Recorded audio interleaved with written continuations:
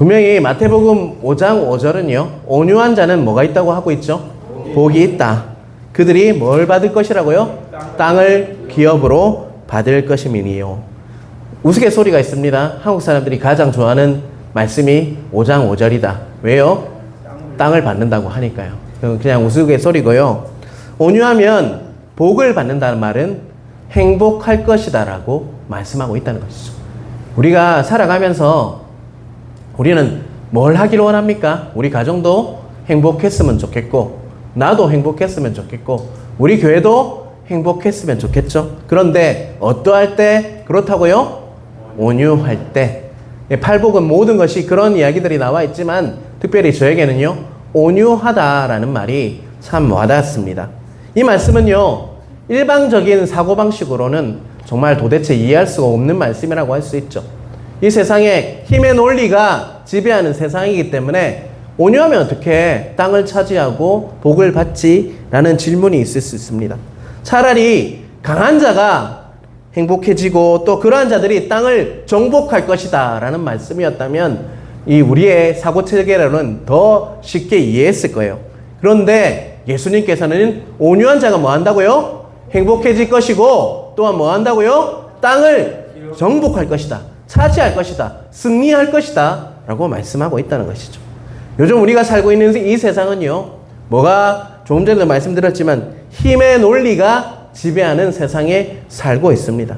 돈의 힘, 권력의 힘, 그리고 숫자의 힘이 지배하는 세상이 우리가 살고 있는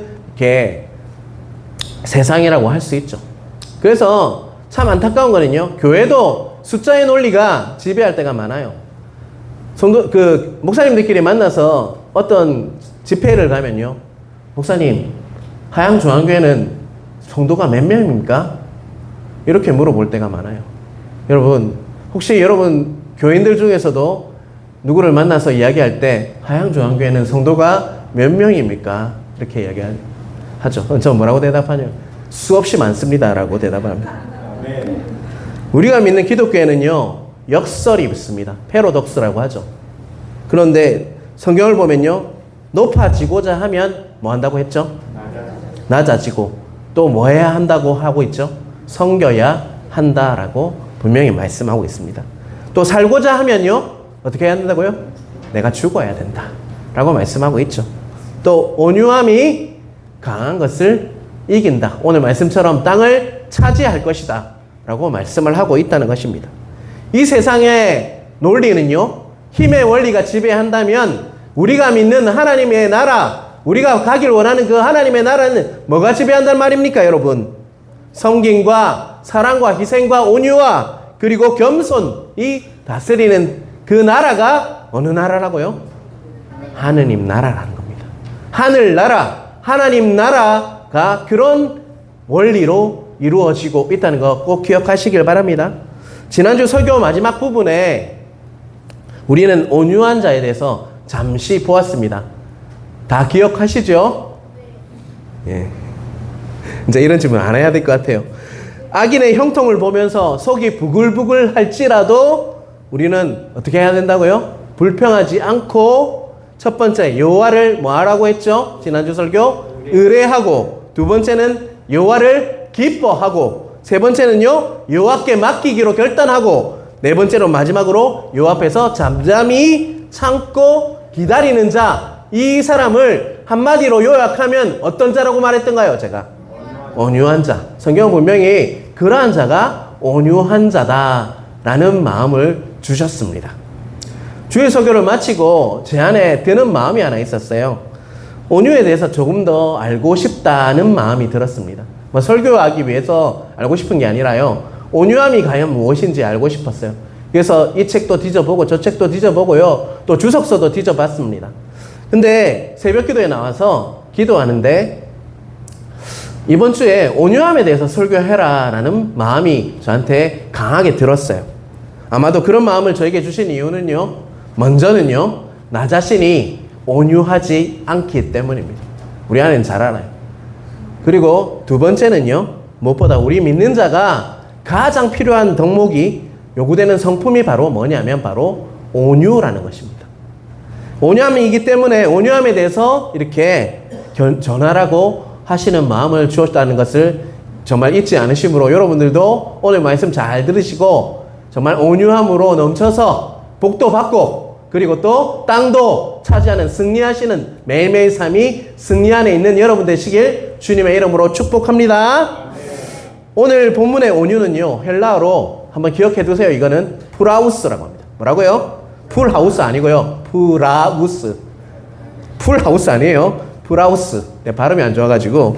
이 단어는 예수님 당시에 세 가지 경우에 썼던 단어라고 할 수 있습니다. 첫째는요, 어떤 사람이 병이 나면 뭐가 납니까? 보통 열이 나죠. 고열이 나요. 그런데 치료를 하니까 이렇게 물수도 얹고 이렇게 하다 보니까 그 열이 뚝 떨어져요. 열이 잡힌 거죠. 이때 뭐라고 한다고요? 프라우스라고는 말을 씁니다. 두 번째는요, 폭풍이 막 심하게 불어요. 그래서 많은 피해를 입고 어쩔 수 없는 순간에 갑자기 폭풍이요, 잦아들어요. 그래서 바람이 온유해졌다라는 말을 쓸 때 뭐라 한다고요? 프라우스라는 말을 씁니다. 세 번째는요, 가장 잘 알려진 경우라고 할 수 있죠. 야생마를 기르는 과정에서 훈련을 시키게 됩니다. 훈련에 훈련을 더하니까 그 야생마의 본성이 점점 잦아들고 어떻게 됐다는 거예요, 여러분? 야생마가 훈련에 의해서 온순해졌을 때 쓰는 말이 뭐라고요? 헬라어로 프라우스라는 말을 쓴다는 것입니다, 여러분. 사랑하는 성도 여러분, 이 세 가지 제가 이야기를 했잖아요. 첫 번째는 열, 두 번째는 폭풍, 세 번째는 야생마를 들었습니다. 이 공통점이 뭘까요, 여러분?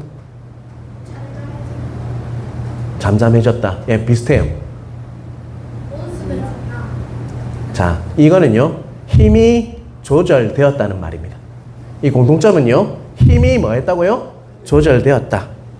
우리가 너무나도 빠르고 또 따라가기 힘든 이 세상을 이렇게 한마디로 묘사하면 힘의 원리가 지배하고 빠르기 때문에 우리가 잃어버리는 태도가 하나 있어요. 우리에게 가장 필요한 게 뭐냐면 너무 빠르고 강한 세대다 보니까 우리 안에 지금 어떤 성품이 잃어버렸냐면 절제라는 그 단어가 우리 안에 없다는 것을 되게 많이 느낍니다. 특별히 다음 세대들을 보면요, 참 참지 못해요. 조금만 힘들어도 지쳐버리고 빨리빨리 변해버리고 하는 것을 많이 볼 수가 있어요. 그런데 오늘 프라우스, 온유는요, 힘을 조절하는 거예요. 힘이 없어서 안 하는 게 아니라요, 힘이 있지만 조절되어서 훈련되어져서 그것이 다 절제함으로 자신을 통제할 수 있는 그것이 뭐라고요? 온유라는 말입니다. 우리는요, 착각해요. 온유는 부드럽고 유하고 그런 것이라고 착각을 해요. 그런데 그것이 아니라 힘을 가지고 있지만 안에는 성품이 강하지만 감정적으로도 너무 강하지만 훈련되어지고 절제하는 그 능력을 주심으로 인해서 우리가 온유해진 것을 성경에서 말하는 온유함이라는 것을 잊지 마시길 바랍니다. 성경은요, 우리에게 말씀하고 있습니다. 너희가 행복하려면 뭐 해야 한다고요? 온유해라. 온유해야 한다. 그 온유함을 가져야 한다 라고 말씀하고 있다는 것입니다. 그러한 은혜가 우리 모든 성도들 위해 가득하시길, 그래서 행복한 나날이 가득하시길 주님의 이름으로 축원합니다. 사랑하는 성도 여러분, 온유하면 가장 먼저 떠오르는 분은 누구예요? 여러분 혹시? 네? 유호진이라고요? 가장 먼저 떠오르는 분은 누구예요? 예. 가장 먼저 떠올려야 하는 분은 누구겠어요? 예수 그리스도죠. 그죠? 온유와 겸손의 대명사는 예수 그리스도라고 할 수 있습니다. 그렇다면 예수님을 딱 제외하고요, 온유하면 떠오르는 사람은 누굽니까, 여러분? 성경의 인물 중에 한 번만 말씀해 주시길 바랍니다. 성경에 이 사람을 온유의 대명사로 말씀하고 있어요. 모세죠, 모세. 자, 한번 띄워주시길 바랍니다. 민수기 12장 1절에서 3절을 보겠습니다. 같이 읽겠습니다. 모세가 구스 여자를 취하였더니 그 구스 여자를 취하였으므로 미리암과 아론이 모세를 비방하니라. 그들이 이르되 여호와께서 모세와만 말씀하시느냐 우리와도 말씀하지 아니하셨느냐 하매 여호와께서 이 말을 들으셨더라. 3절 같이 읽겠습니다. 이 사람 모세는 온유함이 지면의 모든 사람보다 더하더라. 자, 이 말씀을 너무나 잘 아는 말씀이죠. 근데 이 말씀의 배경을 알면 더 깊이 이해할 수 있습니다. 모세는요, 어떤 자였습니까? 430년 동안 이렇게 노예로 살던 이스라엘 백성을 해방시키는 도구로 사용되었던 자가 누구죠? 모세였죠. 수백만에 이르는 큰 무리를 이끌고 어디까지 인도를 해요? 시내산에서까지 인도해서 십계명을 하나님께서 주시는 그 계명을 받게 했던 그 도구로 사용되었던 자가 누굽니까, 여러분? 모세죠. 하나님께서 함께 하시는 지도자였기 때문에 그의 권위는요, 이스라엘 백성 앞에서 하나님을 뭐 하는 자였습니까? 하나님을 대리하는 자였어요. 하나님의 말씀을 다 받아왔고 하나님과 소통하면서 하나님께 메신저로의 역할을 했던 자가 바로 모세였습니다. 아무도 도전할 수 없는 권위와 힘을 가진 자가 누구였습니까? 모세였다는 것이죠. 그러나 오늘 본문을 보면요, 그 형 아론과 누이 누구예요? 미리암이 결탁해서 백성 가운데 일부를 충동질해서 모세를 뭐 하고 있다는 겁니까? 인신공격을 하고 있다는 것입니다. 하나님께서 택하신 백성의 지도자가 어떻게 뭐라고 하면서 비난합니까? 어떻게 이디오피아 구스 여인과 결혼을 해서 저렇게 결혼을 하느냐? 어떻게 이스라엘 백성, 택하신 백성의 지도자가 이스라엘 여자 이방인과 이디오피아 여자와 결혼을 해서 이렇게 사느냐? 라면서 뭐 하고 있는 거예요? 비난하고 있다는 것이죠. 모세 아내 십보라는요, 이디오피아 사람 혈통을 이어받았습니다. 성경은 그녀를 뭐라고 부르고 있죠? 구스인이라고 소개하는데, 구스인임은 흑인을 말하는 거예요. 그것이 바로 비난의 중심이었다는 것이죠. 그런데 모세가 결혼한 지 얼마나 됐어요? 지금 비난을 할 때는요, 이미 40년이 지났는데 그는 지금 세상스럽게 그것을 덜쳐내서 모세를 뭐 하고 있다는 겁니까? 공격하고 있다는 것입니다. 그들이 뭐라고 이야기했습니까? 모세만 지도자냐? 나도 하나님과 동행한다. 나도 하나님의 말씀을 듣는다. 하나님께서는 우리도 만나주셨고 우리에게도 말씀하신다. 라면서 공격하고 있다는 것입니다. 민수기 12장 2절을 보면요, 제일 끝에 보면 여호와께서 이 말을 뭐 했다고 하고 있어요? 다 들으셨다. 그들이 말하는 불평하고 정말 모세를 비방하는 이야기를 다 들으셨다. 라고 말씀하고 있죠. 이 모든 상황을 하나님께서는 다 아셨다는 것입니다. 사랑하는 성도 여러분, 그렇다면 모세의 그런 이야기를 못 들었을까요? 모세가? 다 듣게 됩니다, 여러분. 여러분이 비난하고 하는 것들 어떻게 하든 다 들리게 돼 있어요, 여러분. 근데 모세의 마음은 어땠을까요? 모세의 심정은요, 부글부글 끓었겠죠. 불평하다는 말이 지난주에 설명했는데 부글부글 끓다, 뜨겁다 이런 말이라고 했잖아요. 마치 냄비가 끓듯이 그의 마음이 부글부글 끓었을 거예요. 모세 입장에서는요, 얼마든지 아론과 미리암을 어떻게 할 수 있는 지위에 있었습니까? 그는 힘과 권력을 다 가진 자였어요. 하나님의 대리자였어요. 자기가 하려고만 했으면 그 사람들을 어떻게 할 수 있어요? 그 사람들에게 복수를 할 수 있죠. 심판을 할 수 있는 자리에 있던 자가 모세였습니다. 그런데 모세는 어떻게 했다고요? 잠잠했다고 분명히 말씀하고 있습니다. 한마디도 대꾸하고 있는 모습이 없기 때문에 우리는 잠잠했다는 것을 예상할 수가 있다는 것이죠. 성경에 어디 원수를 갚았다 이런 말이 있습니까? 없죠?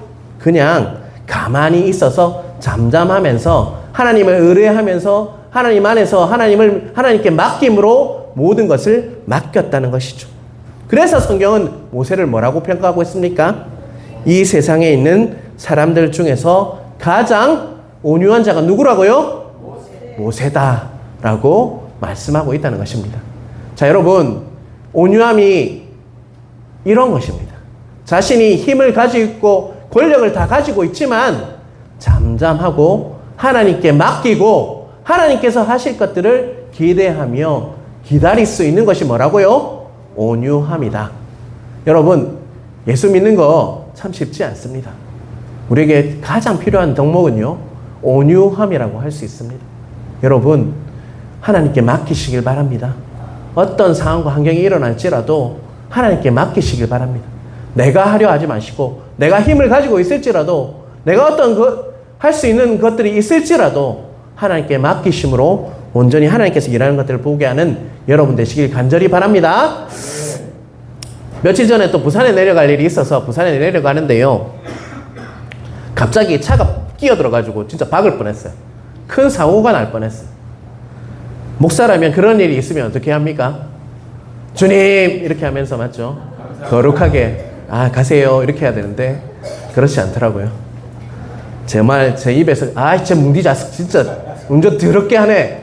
진짜 그대로 내가 지금 말하는 거예요. 아직도 내가 그 이야기를 딱 하고 나서 제가 온유함을 이미 설교를 준비하고 있는데 내 모습을 보면서 아직도 멀었구나 라는 생각이 들었어요. 이렇듯 우리 모두에게는요, 충동을 받으면 야생마처럼 우리 안에는 난폭해지기 쉬운 뭐가 있다는 거예요.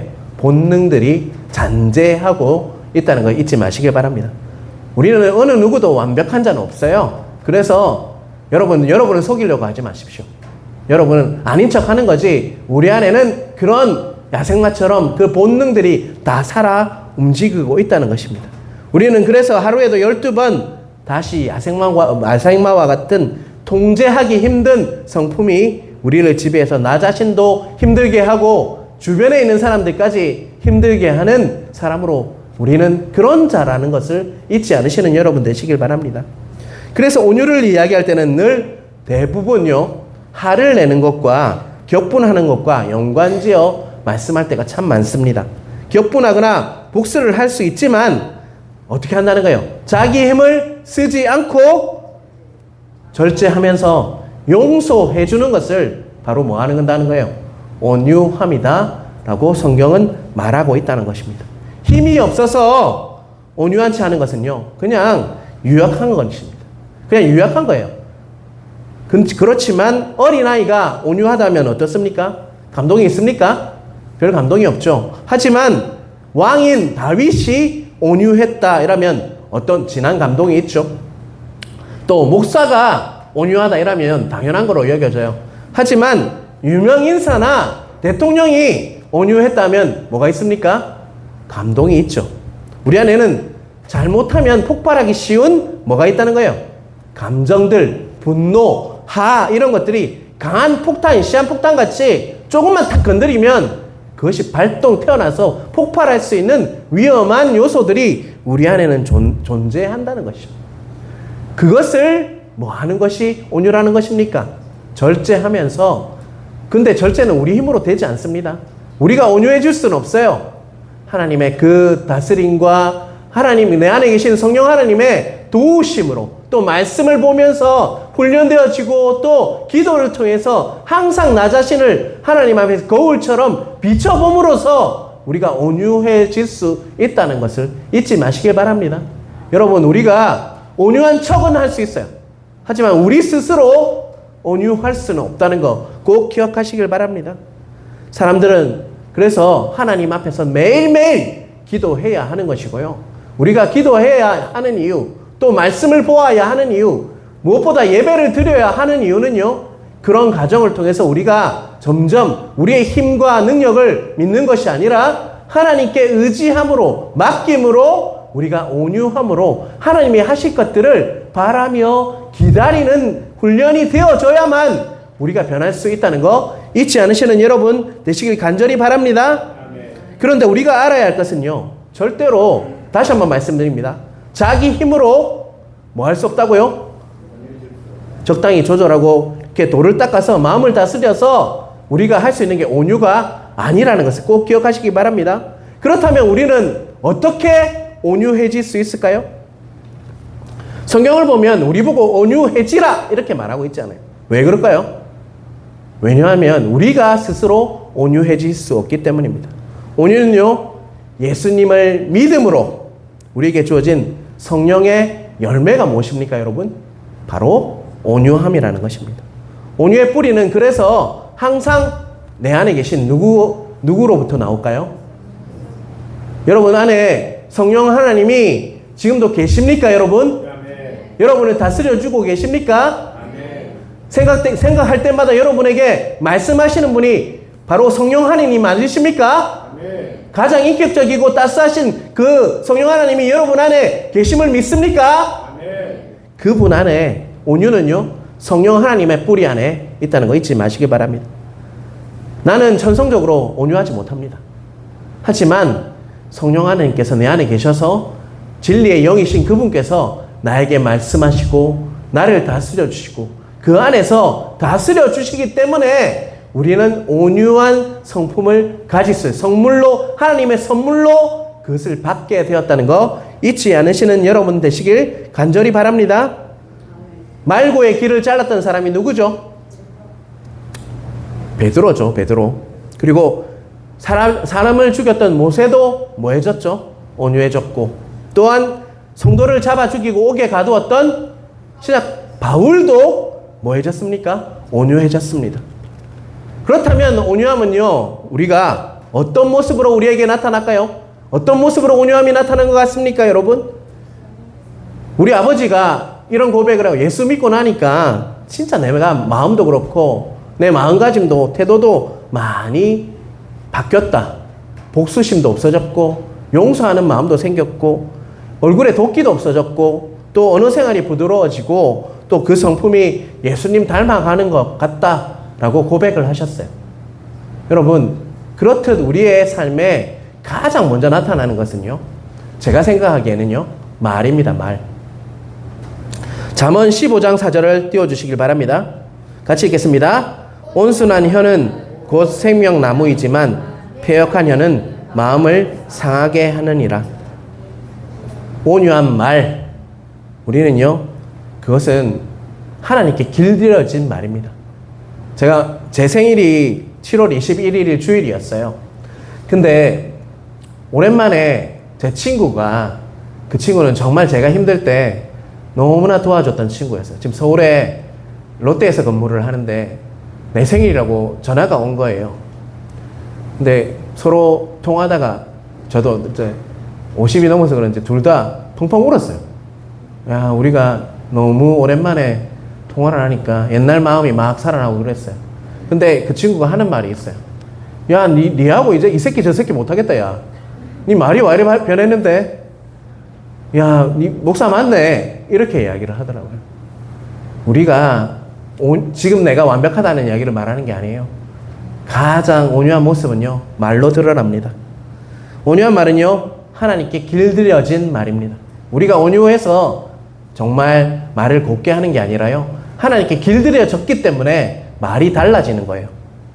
그래서 길들여진 말의 모습은요, 찬송의 말, 감사의 말, 칭찬하는 말, 정말 축복하는 말이 우리에게 넘쳐나게 되어 있다는 것입니다. 하나님 앞에 온유하지 못한 말은요, 자신도 죽이고 옆에 있는 사람도 죽입니다, 여러분. 상대방을 최대한 뭐 해야 할까요? 축복해야 합니다. 칭찬해야 합니다. 뼈 있는 말로, 언정유골이라고 하죠. 그런 말로 힘들게 하지 마시길 바랍니다. 예를 들어서 주일날 만났습니다. 첫인사가 네 얼굴이 왜 그렇노? 이게 좋습니까? 아니면 야, 요즘 얼굴 참 정말 진짜 좋네. 이게 맞습니까, 여러분? 아무리 얼굴이 누르띡띡하고 안 좋을지라도, 내같이 얼굴이 띵띵 보여 있을지라도 의도적으로도 여러분 좋은 말을 쓰시길 바랍니다. 칭찬하는 말을 하시길 바랍니다. 어제 라면 먹고 잤나? 이게 맞습니까? 아니면 와, 얼굴에 빛이 나네. 이게 맞습니까, 여러분? 의도적으로 얼굴에 빛이 난다는 말을 하시는 여러분 되시길 간절히 바랍니다. 하나님의 생명력과 능력을 누리기 위해서는 우리 말이 온유한 말로, 하나님의 길들여진 말로 바뀌어야 한다는 거 잊지 않으시길 바랍니다. 또 온유한 사람은요, 사람과의 관계가 부드럽습니다. 살다 보면 상대하기 힘든 사람을 우리가 많이 만나게 됩니다.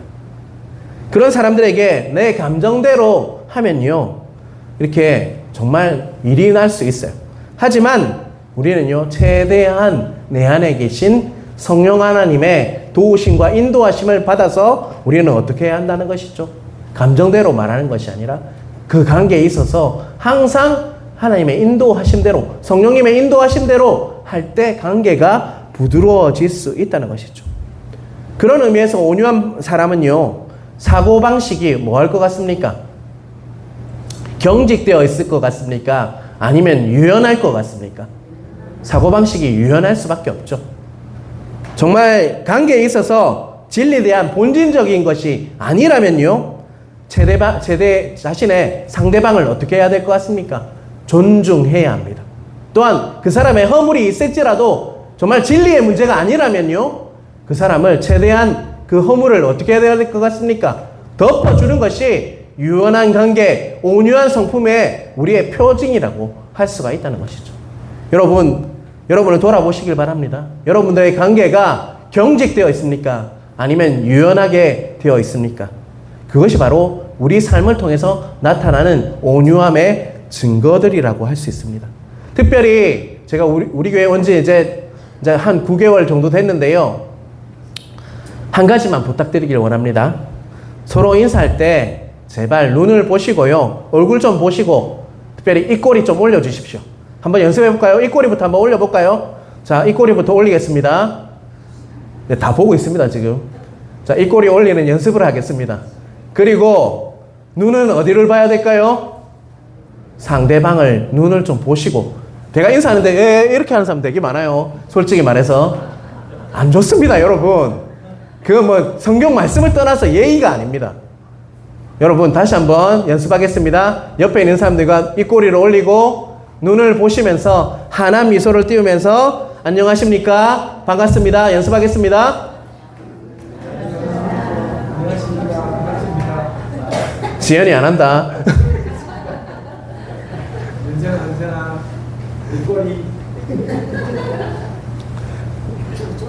분위기가 좋죠, 여러분? 인사가 아무것도 아닌 것 같지만 인사만 잘해도요, 경직되었던 관계가 유연해질 수 있습니다. 합신 때 우리 모든 그 신학생들은요, 누구든 만나든지 안녕하세요 이렇게 인사하기로 되어 있어요.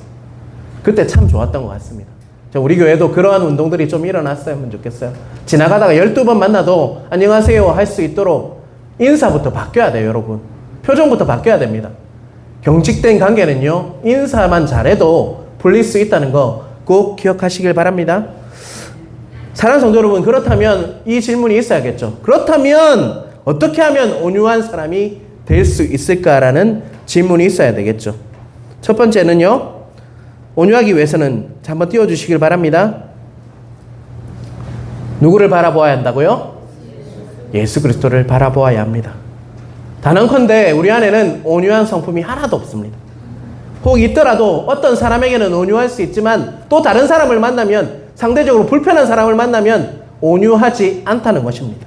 그러나 예수님께서는요, 어린아이 또 세리와 창기에게까지 어떻게 하셨습니까? 온유하셨다는 것입니다. 자기를 십자가에 못 박은 사람에게도 온유하심으로, 힘을 다 가지고 있었지만 온유하심으로 하나님께 다 맡겼다는 거예요.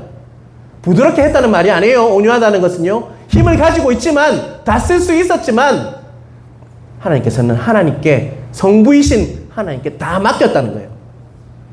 여러분, 예수 그리스도를 바라보시길 바랍니다. 첫 번째 뭐라고요? 예수 그리스도를 바라보시길 바랍니다. 두 번째는요, 자아가 죽어야 합니다.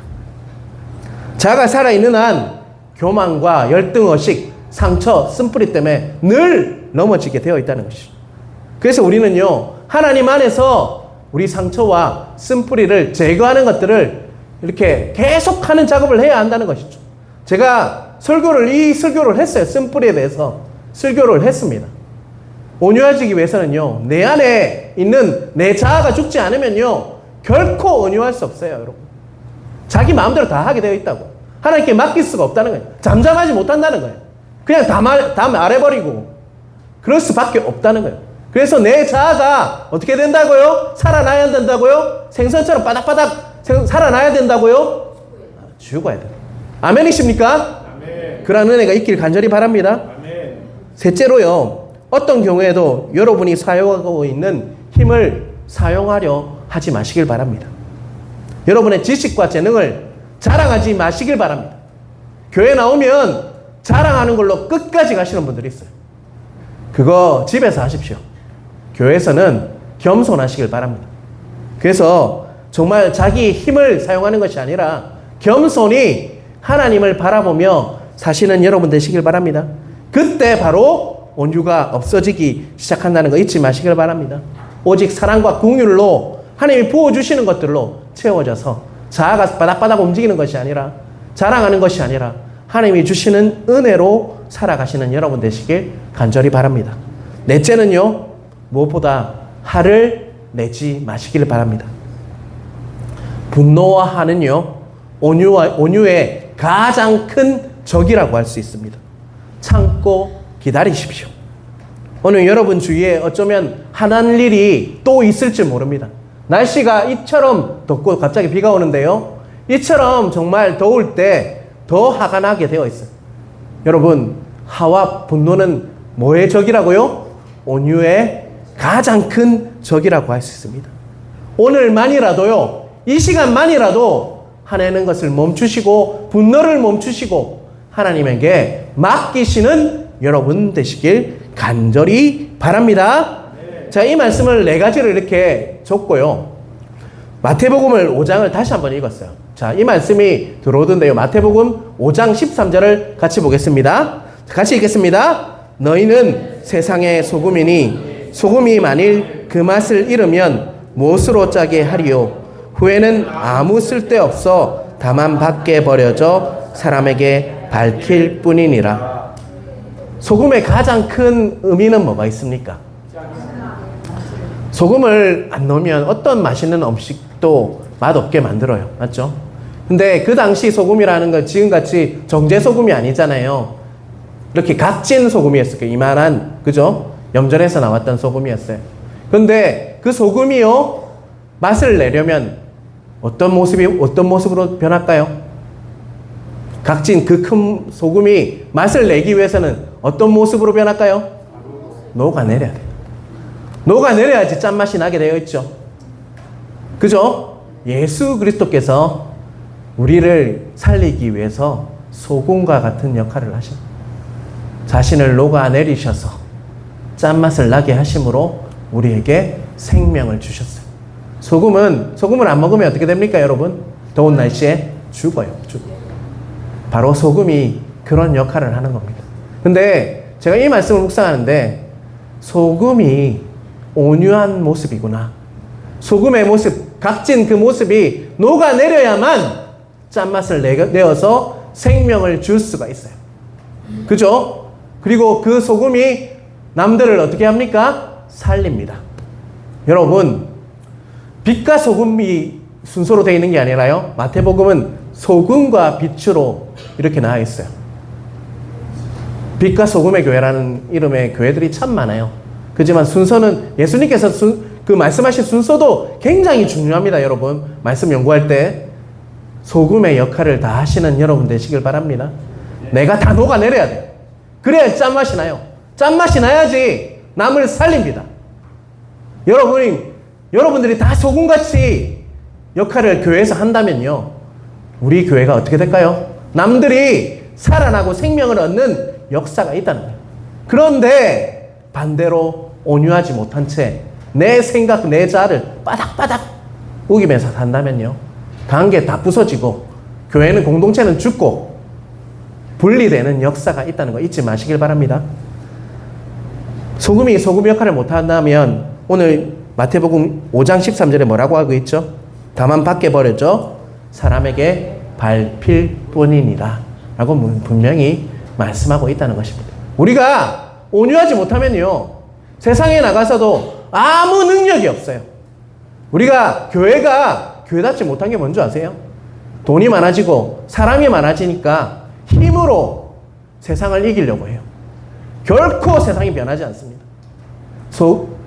우리가 소금 같은 역할, 우리가 다 녹아져서 남들을 살리는 역할을 해야만 세상을 변화시킬 수 있어요. 그러한 은혜가 우리 교회 위에 임하길 주님의 이름으로 축복합니다. 바로 그 모습이요, 예수 그리스도의 모습이었습니다. 여러분, 예수님께서 자신이 다 녹아내리고 피를 흘리고 죽으시고 부활하심으로 우리 모두를 어떻게 하셨습니까? 살리셨다는 거 잊지 않으심으로 우리도 소금과 같은 그런 우리는 다 녹아내릴지라도 짠맛을 내므로 남들을 다 살리는, 남들이 복되게 하는 온유함으로 뒤덮은 모세와 같은 온유함이 지면을 덮었다는 그 고백이 우리의 고백이 되고 우리 하양중앙교회의 고백이 되어서 정말 행복한 여러분 되시길 주님의 이름으로 축원합니다.